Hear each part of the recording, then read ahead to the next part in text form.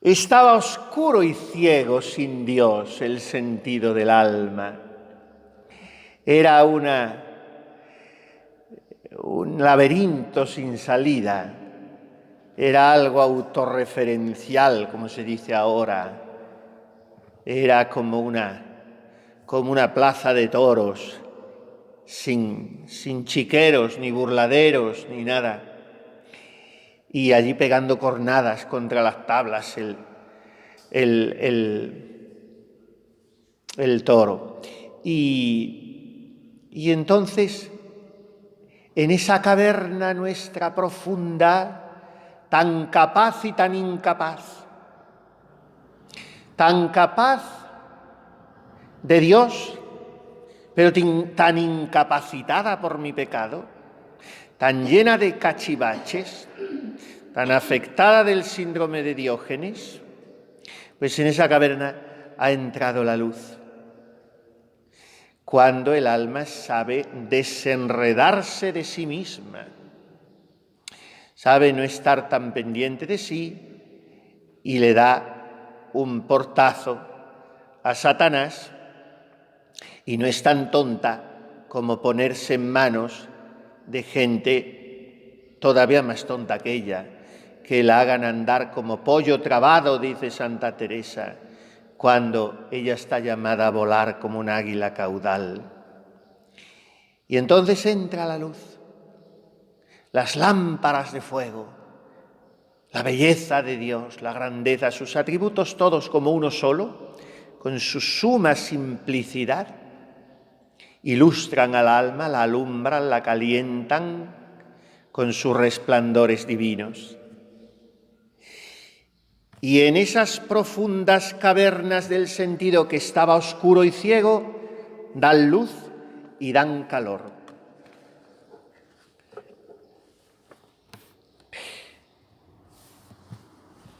Era necesario que entrase Dios. El problema de muchas almas, también consagradas, es que la luz brilló en la tiniebla, pero la tiniebla no quiso recibir a la luz. Tenemos que pedir mucho vivir en verdad y dejar que nos pongan en verdad. Dice Santa Teresa, nadie se conoce tan bien a sí mismo como nos conocen quienes nos miran. Y claro, para eso es necesaria humildad, pero es una verdad que no es verdad a cualquier costa. Ya decía el otro día que, preparando unos de estos días atrás, que dice el Señor, no escandalicéis a uno de estos pequeñuelos.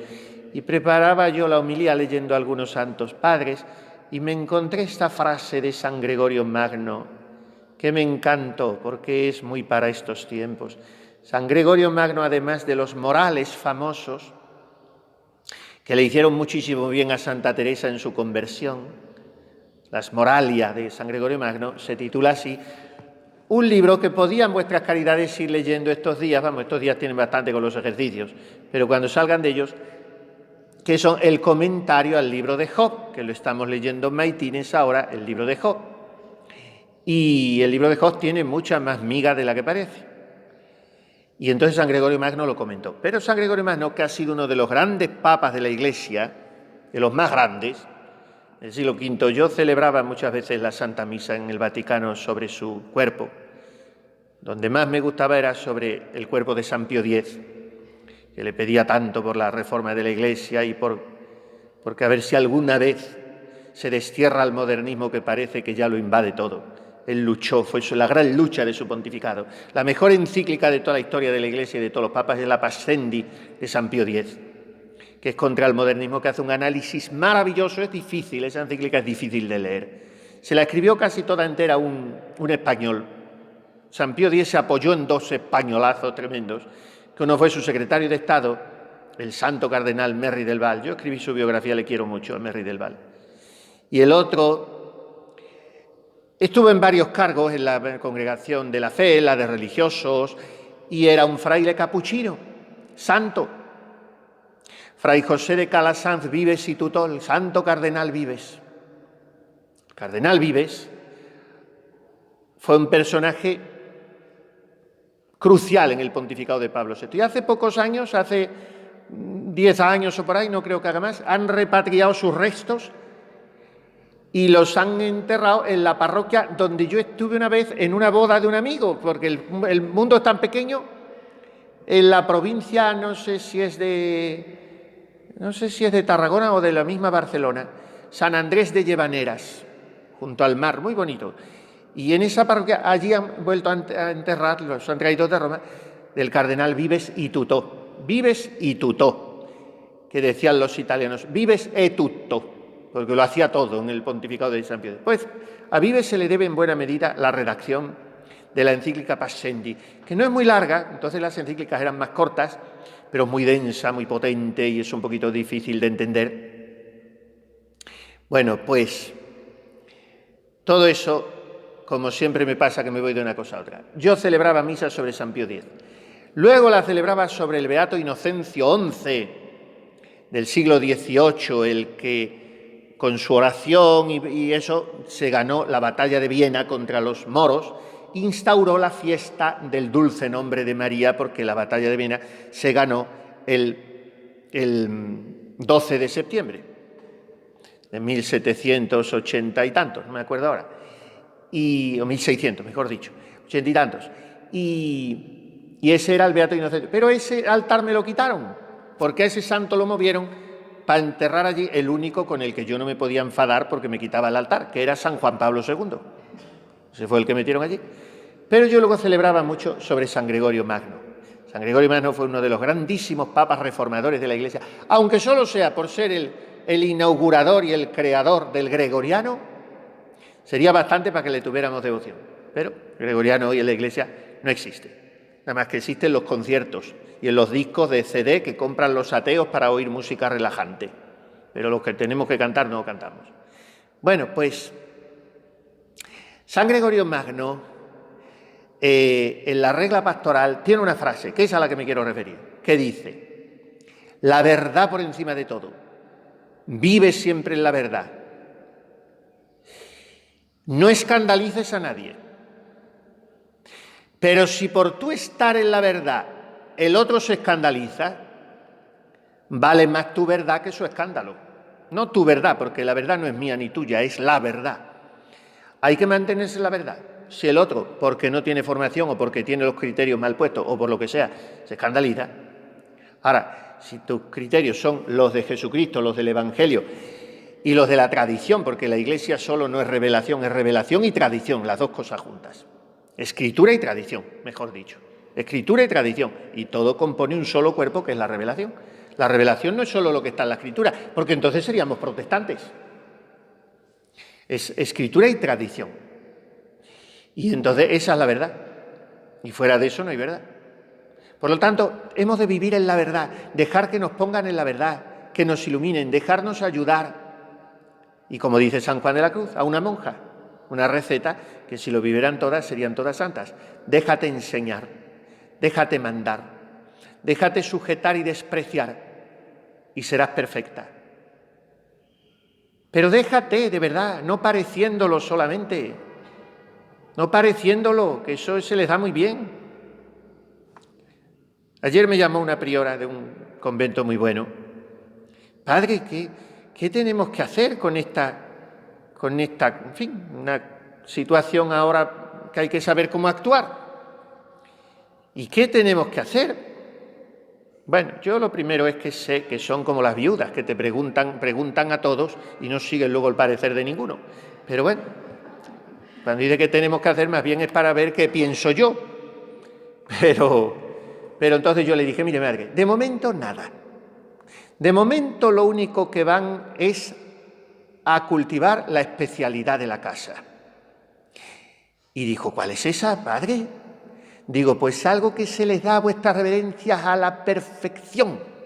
Nadie la supera en eso. Poner cara de tontas y hacerse las suecas. Y se reía con una gana. esa monja, y de qué bien nos conoce. Digo, pues aún así no las conozco todavía. Pero poner cara de tontas y hacernos creer a los demás que somos los listos, cuando es al revés. Yo soy el tonto y vuestra herencia es la lista. Eso es así la vida. Bueno, pues estos son chistes para desengrasar un poco, que llevamos ya muchos días de ejercicios y hoy es fiesta en la intimidad con el Señor, el tránsito al cielo de la Madre Rafaela, pero sigamos con nuestra doctrina. El amor de Dios en forma de luz, en forma de calor, ilumina el sentido oscuro y ciego del alma.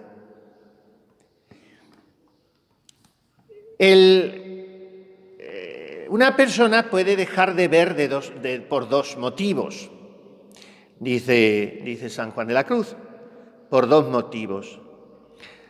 O porque está ciego o porque no hay luz, una de dos. En cualquiera de los dos casos no se ve.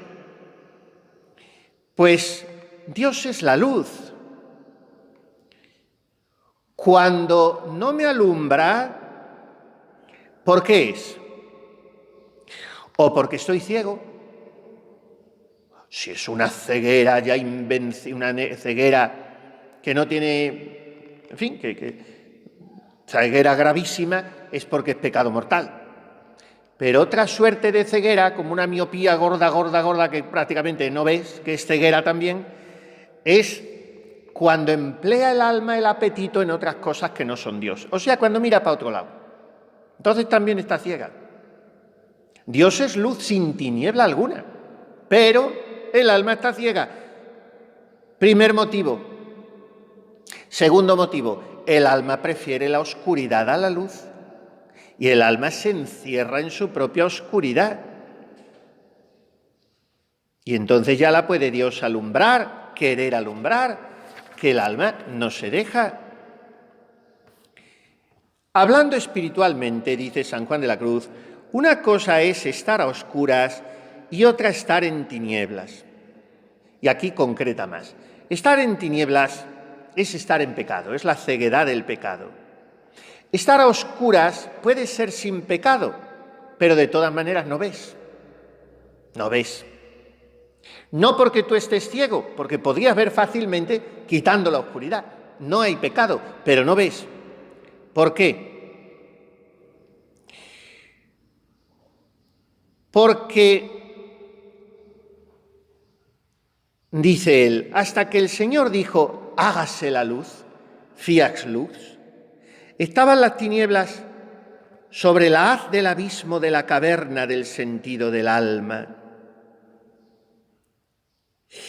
Y entonces, como el alma ha rechazado esa luz de Dios, prefiriendo sus lucecillas, pues Dios no le alumbra y al alma le es imposible alzar los ojos a la luz, ni caer en su pensamiento la luz. Y entonces no apetece la luz, apetece la tiniebla y va de tiniebla en tiniebla.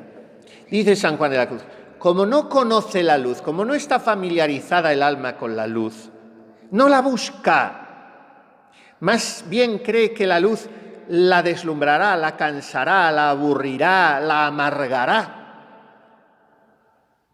Porque hay un motivo inconsciente, y es el que dice Santa Teresa. Empieza donde entra mucha luz, no hay telaraña escondida. Y a ti te dicen, está muy limpio, eso está muy limpio, padre, abre la ventana de par en par. Bueno, a veces no hace falta ni abrirla. Con encender una bombilla de 20 vatios ya se ve. Pero donde hay luz se ven las miserias. Por eso a veces huimos de la luz. Huyes porque estás aposentada en tu impiedad, huyes porque estás postrada en el pecado mortal, huyes porque estás encenagada en el fango de los vicios, huyes porque estás en la apostasía, no, por amor de Dios. Eso sería un lodazal, un muladar, un basurero. No, pero ves que no se ha pasado el polvo hace varios días. Y la verdad no te apetece porque te pone en evidencia tu dejadez, tu falta de detalle. Claro, en eso se ve la limpieza, en el detalle, ¿no? ¿Lo ves? Una cosa muy bien, muy ordenada, muy bien. Ahora, como luego hagas así, pases el dedo, pues el detalle es lo que se ve. ¿Por qué? Porque la luz lo evidencia. Y no queremos esa evidencia. Se va entonces, en lugar de ir de luz en luz, se va de tiniebla en tiniebla. Porque está el alma más familiarizada con la tiniebla. No se cumple lo del Salmo. El día al día le pasa el mensaje. No, sino que más bien una sima llama a otra sima, un abismo llama a otro abismo, la oscuridad llama a la oscuridad. Cuando se corresponde a las gracias de Dios, vienen en cascada. Dios te hace una gracia para ver tu generosidad, ve que el alma es fiel, que el alma es agradecida, que corresponde, allá van más gracias. Ahora, como el alma deje de corresponder a las gracias, Dios las empieza a retirar. Las retira. ¿Por qué? Por venganza, porque Dios te abandona, porque Dios... No, al contrario, porque te ama mucho y es una manera de hacerte reaccionar, de que escarmientes. Como un padre le retira al niño la chuchería que le tenía preparada, si no se porta bien. Y el niño pues reacciona. A los que yo amo los reprendo y corrijo, dice el Señor en la Sagrada Escritura. Y al que tiene se le dará, y al que no tiene, hasta lo que cree tener se le quitará. Entonces Dios retira las gracias si nos cerramos a su luz. Ahora, como se corresponda a su luz, es la maravilla de las maravillas. La luz de la gracia llama a otro abismo de gracia. ¿Cuál es la primera luz de la gracia? Que Dios alumbra al alma el ojo del abismo de su espíritu. ¿Cuál es la gracia ulterior, la que viene después? Que Dios hace que el ojo del sentido de esa alma quede tan esclarecido que podemos decir que la luz de Dios y la del alma, toda es una. Lo mismo que se unen dos rayos de luz en uno mismo e iluminan la misma estancia, la misma persona. Pues Dios me ilumina con su luz que abraza la luz de mi propio ojo espiritual. Todo su ojo será luminoso, dice el Señor en el Evangelio. Esa ceguedad del apetito que el alma tenía era, dice el santo, como una catarata. Una catarata ahora se quita con una pinza, ¿no? Y por la tarde o al día siguiente o el mismo día está la persona en su casa. Ahora la cirugía de todo tipo ha avanzado, claro, por eso la gente vive hasta los 100 años, pero la cirugía ocular es una maravilla. Y la catarata, bueno, depende, también a veces depende, porque yo conocí una señora que se murió de cataratas, pero porque la empujaron. Entonces, ¿qué es la catarata? Una nube que se te pone y hay que retirarla. Y es tan fácil como una pincita, una operación. Pero claro, la operación hay que poner anestesia, hay que perder 2 o 3 días. En fin, las operaciones suponen una renuncia, un fastidio. Pero esa nube hay que quitarla del ojo del alma. Porque se pone sobre el ojo de ¿qué? Dice San Juan de la Cruz. Sobre el ojo de la razón. Sobre el ojo de la razón. Miren, dice Edith Stein, no pierdas tiempo ni te fatigues en querer poner en la verdad a quien no quiera ponerse en ella. Es inútil. Si una persona que padece de cataratas, ¿tú cómo le vas a decir? Mira eso, que se ve muy bien. Y No, no veo. Bueno, pues vamos a operarse, hermana. No, no me quiero operar. Pues ya no pierdas tiempo más en decirle al día siguiente que mire esto ni lo otro, si no quiere. Ahora, cuando hay un mínimo de disposición, a mí me llamó la atención eso cuando lo leí en Edith Stein. No te canses, ni pierdas energías ni tiempos en querer poner a una persona a la verdad. Esto se sufre muchísimo con las almas, muchísimo. Ahora, a veces, pues se consigue también mucho. Eso de no te canses es una manera de hablar, porque el cariño, la oración, la perseverancia, pues es como un padre con su hijo, ¿no? Y un superior, un confesor, una hermana con otra, en fin, todos tenemos que ayudarnos, todos, para estar en la verdad, porque todos tenemos nubes y cataratas, todos. Pero Edith Stein lo que quiere decir es que como el alma no tenga un mínimo de voluntad, es inútil. También Edith Stein dice otra cosa, que el otro día se me quedó en el tintero. Dice que despertar a alguien que duerme es un pecado mortal. Eso es muy importante. Es un pecado mortal porque es de las faltas de caridad más grandes que existen. Una de las cosas que más te pueda fastidiar en esta vida es que te despierten, porque estabas tan a gusto. Ahora, si te despierta la campana, te despierta Dios. Eso es otra cosa. Pero que te quedes dormida en el coro y te den un codazo, es un pecado mortal. De la del codazo se no puede comulgar al día siguiente, No. Déjenla dormir. Bueno, pues eso dice Edith Stein. Se le pone al alma la nube delante de qué ojo? Del ojo de la razón, para que no vea las cosas en su ser, en su realidad, en su verdad. ¿Y esa nube cómo viene? En forma de gusto, en forma de apetito, en forma de capricho, en forma de juicio propio, en forma de empecinamiento, de terquedad, de cabezonería, en forma de alergia al superior, en forma de falta de espíritu de obediencia, en forma de quitar importancia a la observancia. Así viene la nube. No viene un nubarrón de esos que descarga rayos y truenos y centellas, no. Viene una nubecilla. Y la nubecilla ya, como se ponga delante del sol la nubecilla, viene la niebla, aunque esté el cielo entero azul. Pero la nubecilla, y luego además las nubecillas siguen cargándose de vapores, hasta que se hace un nubarrón negro y entonces ya no se ve nada, Por pequeña que sea la cosa, basta para tapar. Basta para tapar. Mire que la yema del dedo es pequeña, Pues tú haces esas, si la pones delante del sol y ya no ves el sol. Y puede más tu yemita de tu dedo que el sol.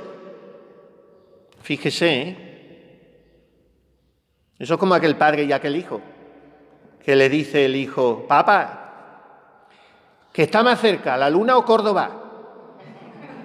Y dice el padre, cuidado que eres tonto, niño, ¿tú ves Córdoba desde aquí? Pues a ver qué está más cerca, estará más cerca la luna, que la estás viendo, ¿no? Bueno, pues la luna la podemos tapar con un dedo, y Córdoba o Granada no. Basta una cosita muy pequeña, para tapar la realidad, y ya para ti no existe. Resulta que está existiendo para todo el mundo, y tú no lo ves, claro, porque has puesto tu nubecita, has puesto tu dedito. ¿Qué basta? Un leve apetito, un asimientillo, un apeguito. Eso basta para taparte todas las grandezas divinas, la luz del sol de justicia. Y entonces ya no puedes juzgar de las cosas de Dios como son. ¿Por qué se han perdido tantos institutos, tantas congregaciones, tantas órdenes por esto? Una nubecita, no, eso no es así, eso no es así. Y ya está, lo dices tú, se acabó, lo dijo Blas, punto final. La Madre María de la Purísima, cuando le iba a una chica a pretender para las Hermanas de la Cruz, que son heroicas, y decía, madre, yo esto no lo veo, como ahora dicen las chicas, yo no lo veo, parece que son las premio Nobel de oculista, ¿cómo se llama?, de oftalmóloga, no lo veo, ellas son la medida de la visión. Y decía, madre, yo esto no lo veo, esto es que no me gusta a mí así. Y le decía a la Madre Purísima, al aspirante o a la postulante, hija mía, eso es así, y si no es así, no es aquí. Se acabó. Eso es así. Si no es así, no es aquí. Vete a otro sitio. Ahora no. No, es que Santa Clara no quiso clausura, es que Santa Clara la obligaron el cardenal Ugolino, es que unas tesis peregrinas. Pues tú quieres otra cosa, pues inventa otra cosa. Pero los pacíficos ya están todos descubiertos. Todo empieza por una nubecita. Todo. El engaño de la vanidad oscurece los bienes y la concupiscencia trastorna el sentido sin malicia. Y además, ¿sabe qué pasa? Que el alma piensa que la catarata es Dios, que la nube es cosa de Dios y lo canoniza. Y entonces no son tan espirituales que estén purgados de los apetitos y gustos, sino que todavía están algo animales en ellos y creen que las cosas que más le llegan al sentido son las mejores y estiman en poco las que son más altas para el espíritu. Entonces se trata de apetecer, sí, de que el apetito se agarre a algo. ¿Pero a qué? A Dios. A Dios. De que sea un apetito no natural, sino sobrenatural.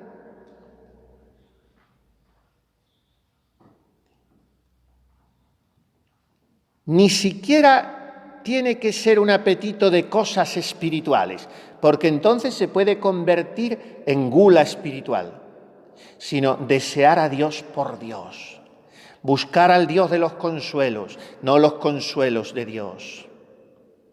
Tener escrito en el corazón, solo Dios basta. Y todo lo demás, ni siquiera apetitos de cosas espirituales, porque a veces pueden ser nubes también, ¿eh? Algunos apetitos de cosas espirituales.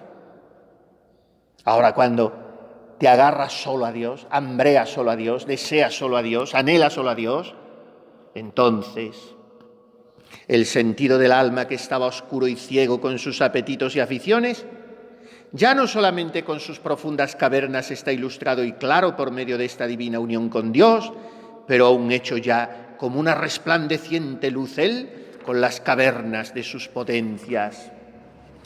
Y entonces calor y luz dan junto a su querido con extraños primores, o sea, ajenos y extraños de todo común pensar y de todo modo y manera. Antes eran primores míos y eran cursiladas o cateteos los primores míos. Aquí se dice mucho, ¿no? Un primor, padre, esto es un primor. Es un primor. Bueno, pues ahora es un primor, pero no mío, sino de Dios. Y termina en O, no en esa vocal indefinida granadina que caben las 5 vocales juntas, no un primor. Pues entonces ahora es el primor de Dios, porque es el primor que Dios da al alma. Conforme al primor con que la voluntad está unida en la bondad, es el primor con que ella da a Dios en Dios la misma bondad. O sea, los primores que yo recibo de Dios son primores que Dios ve en mí, porque Él con sus primores me hace al alma primorosa, la hace una filigrana, la hace una obra de arte, y entonces el alma se da a Dios hermoseada previamente por el mismo Dios. El alma devuelve a Dios los primores con que Dios la ha hermoseado. Y está dando en su querido esa luz y calor que está recibiendo de su querido. Dios se le está dando con libre y graciosa voluntad. Y ella, teniendo la voluntad tanto más libre y generosa cuanto más unida en Dios, está dando a Dios, al mismo a Dios, en Dios. El alma ve que Dios es suyo por herencia y por derecho, como hija adoptiva de Dios y por gracia Dios se le ha dado. Y entonces el alma le da a Dios lo que ha recibido de Dios. Esta dádiva que hace el alma a Dios, mejor dicho, en esta dádiva que hace el alma a Dios, le da al Espíritu Santo como cosa suya con entrega voluntaria, para que en él se ame como él merece. Esto es de las cosas más altas, junto con las últimas canciones, las 3 últimas canciones del Cántico Espiritual de San Juan de la Cruz. El comentario final a esta canción de la llama, la tercera, porque la 4ª canción no la termina, la pone ahí 2 líneas y dice: no digáis que diga más porque no se puede. Adiós. Y corta y se va. La veremos mañana. La 4ª canción dice: no, diréis que no, pero es que no puedo. No se puede hablar más. Cuando dice: y en tu aspirar sabroso de bien y gloria lleno, cuán delicadamente me enamoras. Y dice: de ese aspirar yo no puedo hablar. Pero sí, vamos a hacer una trampa. Vamos a irnos donde hablaba de ese aspirar, que es en la canción 38, 39 del Cántico Espiritual. Y en la 17, ahí hablaba del aspirar. Pero en la 4ª canción de la llama no, dice: no, adiós, y corta, y fin. Pero aquí, en este final de la 3ª canción, es una maravilla, porque no sé si nos penetramos bien de lo que dice. Dice: el alma le está dando, ¿qué cosa le está dando a Dios? Su virtud, su penitencia, su caridad, su entrega. Eso no vale nada, si eso es cosa nuestra. ¿Qué le hemos dado a Dios? 60 años de nuestra vida, ¿y qué? ¿De qué vida? ¿De qué vida? ¿De qué virtud? ¿De qué entrega? ¿De qué? Si no valemos ni para estar escondidos. ¿Qué le hemos dado a Dios? No le hemos dado nada. Entonces viene Dios y nos dice: si no puedes ni tienes nada, toma mis primores. Y el alma toma esos primores, se embellece o deja que la embellezcan y dice: anda, pero si resulta que aquí el esteticista ha sido el Espíritu Santo, el que me ha embellecido ha sido el Espíritu Santo, entonces yo le regalo a Dios ese Espíritu Santo. Eso es lo que está diciendo aquí San Juan de la Cruz. Y el alma entonces se pone a bailar el fandango. ¿Por qué? Porque ve que le da a Dios lo único que le cuadra a Dios según el infinito ser de Dios. ¿Qué le cuadra a Dios? Una disciplina que usted tome, un ayuno, una hora de oración, pues sí, eso se lo da usted a Dios porque es lo que tiene. Con sus fuerzas humanas se le da a Dios con toda la alegría, con toda la generosidad, pero al final a Dios no le cuadra. ¿Qué es lo que le cuadra a Dios? Dios solo se complace en el mismo Dios. Dice Santa Teresa en una exclamación: alégrate, ánima mía, que hay quien ama a tu Dios como él merece. Dale gracias, que hay quien conoce su bondad y valor. O sea, Dios se ama a sí mismo. Y entonces el alma le da el Espíritu Santo y dice: es verdad que el alma no puede de nuevo dar al mismo Dios a sí mismo, pues él en sí siempre es el mismo, pero el alma de suyo, perfecta y verdaderamente lo hace, dando todo lo que él la había dado para ganar el amor, que es dar tanto como le dan. Y Dios se paga con aquella dádiva del alma, que con menos no se pagaría, y la toma Dios con agradecimiento como cosa que de suyo le da al alma, el alma, y en esa misma dádiva ama él de nuevo al alma, y en esa reentrega de Dios al alma, ama el alma también como de nuevo. Y así entre Dios y el alma está formado un amor recíproco en conformidad de unión y entrega matrimonial, en que los bienes de entrambos, que son la divina esencia, poseyéndolos cada uno libremente por razón de la entrega voluntaria del uno al otro, los poseen entrambos juntos. Y dice el uno al otro lo que el Hijo de Dios dijo al Padre por San Juan, es a saber: omnia mea tua sunt, et tua mea sunt. Todos mis bienes son tuyos y tus bienes son míos. Desde los párrafos de oro de las obras de San Juan de la Cruz. De oro. Es la unión transformante del alma. Y esta es la gran satisfacción y contento del alma. Ver que da a Dios más que ella en sí es y vale. Un niño que no tiene nada, de nada. Y el papá le da 50 euros, porque al día siguiente es su cumpleaños.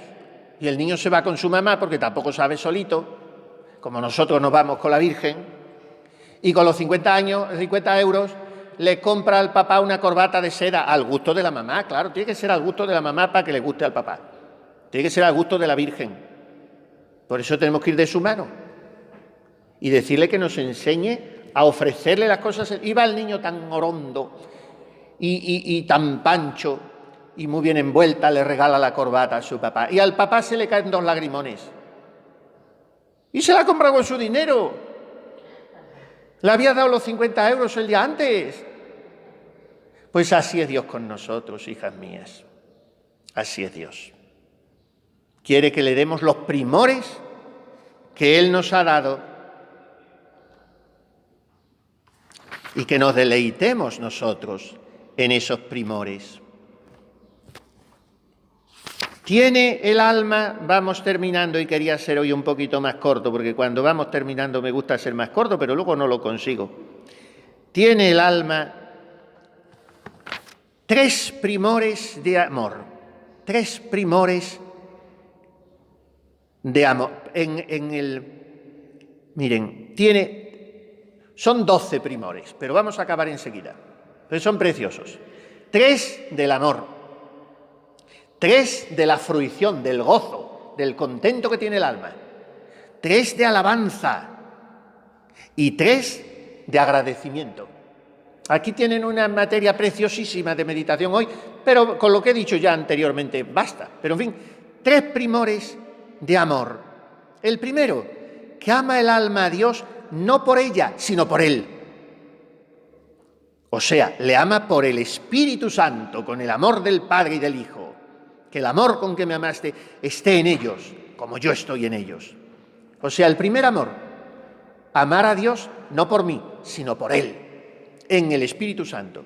El segundo primor, amar a Dios en Dios, porque lo que hace el alma es estar absorbida por Dios y ama a Dios desde dentro de Dios. Y el tercer amor es amar a Dios por ser quien es. No por ser para mí Dios bueno o misericordioso. Eso me da igual. Amo a Dios porque es Dios. Y se ha acabado. Es el primor de los primores. La gratuidad del amor de Dios. Amo a Dios porque es Dios. Y me gozo en que sea Dios. Y ahora vienen los otros 3 primores. Los primores de la fruición. El primero, que el alma goza a Dios por el mismo Dios, se deleita en los atributos de Dios, o sea, disfruta en Dios, no en ella misma. Yo no disfruto en que Dios esté en mi alma también, pero el primor de aquí es a gozar en Dios porque es Dios. Segundo, que ese deleite del alma está ordenadísimo, solo en Dios, sin mezcla de criatura. El segundo deleite, el segundo primor de fruición es el solo Dios basta. Yo amo a Dios porque es grande en sus santos, porque es grande en la creación. No, solo en Dios, sin mezcla de criatura. Y el tercer deleite es gozarle solo por quien Él es, aunque yo no tuviera gusto en ello. Me da igual no gustar yo. Gozo por ser Dios quien es. Son cosas muy subidas, son cosas maravillosas. Acerca de la alabanza, otros 3 primores. ¿Cuál es el primero? Hacerlo de oficio. O sea, ¿cuál es mi oficio en esta vida? ¿Cuál es mi misión? ¿Para qué he venido al mundo? El hombre es criado para alabar, hacer reverencia y servir a Dios nuestro Señor. Hacerlo de oficio. Es el primer primor. O sea, decir el alma, anda, pero si resulta que es mi oficio alabar, si no tengo otra cosa. Por eso se llama el oficio divino, el opus dei, el trabajo de Dios, la obra de Dios. Es el opus dei, el oficio divino. No es el opus hominum, no es el opus sororum, la obra de las hermanas. No es el opus monacorum, no es el opus capuchinarum, ¿no? Es el opus dei. El trabajo de Dios. O sea, el alma goza enormemente en que ha sido diputada para alabar a Dios. Es su oficio. Primer primor, hacerlo de oficio. Segundo primor, por los bienes que recibe en alabarle.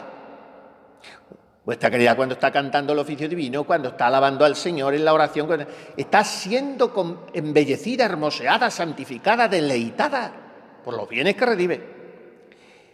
Y el tercer primor, por lo que Dios es en sí, porque aunque el alma ningún deleite recibiese, le alabaría por quien Él es. Basta, por quien Él es. Dice Santa Teresita y Santa Catalina y muchos santos, Santa Magdalena de Pazzi, quisiera estar en el infierno por toda la eternidad, si fuera posible que allí hubiera un alma alabándoos. Es el colmo de estos primores. Y los últimos tres primores son en cuanto al agradecimiento, que se nos olvida que hay que cultivar mucho el agradecimiento, estos tres primores. Primero, agradece a Dios los bienes naturales y espirituales que ha recibido y todos los beneficios. Mi vida, mi salud, mi familia, mi educación, lo que sé, todos los bienes naturales. Los bienes espirituales, todas las virtudes, los dones del Espíritu Santo, los sacramentos, todo lo que Dios me da espiritualmente. Y los beneficios, el sol que luce en el cielo, la comida que me traen del Mercagranada, todo. Los beneficios también materiales. Segundo primor de agradecimiento, la delectación que tienen alabar a Dios, o sea, decirle a Dios, qué bien me lo paso contigo, cómo disfruto contigo, qué feliz soy contigo. Ese es el primor de agradecimiento. Gracias, Dios mío, porque me lo paso bomba contigo. Y el tercer primor de agradecimiento es la alabanza solo por lo que Dios es. Gracias, Dios mío, porque te puedo alabar solo por lo que eres, aunque no te tuviera que alabar por nada más. En fin, como ven, los 12 primores son bastante coincidentes, muchos de ellos. Pero a San Juan de la Cruz le ha apetecido, le ha dado el capricho antes de terminar esta canción de desglosarlos así. En fin, que nuestros primores, quedémonos con esto, sean de amor, solo por Dios. Segundo, de fruición, de deleite, de gozo, de disfrute con Dios. Tercero, de alabanza. Y cuarto, de agradecimiento. Y que vayamos siempre de la mano de la Virgen Inmaculada, a que ella nos enseñe los primores que tenemos que ofrecer a Dios, que son los suyos. Porque la mamá es la que enseña al niño el regalo que le gusta al papá. Y entonces, mis queridas madres y hermanas granadinas, se podrá decir de cada una de vuestras caridades, pero de verdad, no como se dice así en los pueblos, sino de verdad.